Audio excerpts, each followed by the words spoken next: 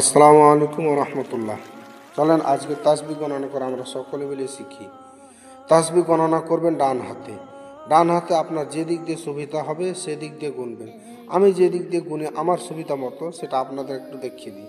এখান থেকে শুরু করবেন সুবহানাল্লাহ সুবহানাল্লাহ বলতে বলতে এখানে আসবেন, আবার এখান থেকে শুরু করবেন, এখানে শেষ করবেন, এখানে একবার পড়বেন সুবহানাল্লাহ, আবার বলবেন আলহামদুলিল্লাহ আলহামদুলিল্লাহ বলতে বলতে এখানে আসবেন, আবার এখান থেকে আলহামদুলিল্লাহ বলতে বলতে এখানে যাবেন, আবার এখানে পড়বেন আলহামদুলিল্লাহ।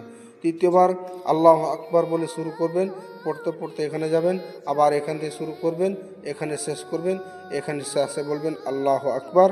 আবার দ্বিতীয়বার বলবেন লা ইলাহা ইল্লাল্লাহু ওয়াহদাহু লা শারীকা লাহু লাহুল মুলকু ওয়া লাহুল হামদ ওয়া হুয়া আলা কুল্লি শাইইন কাদির।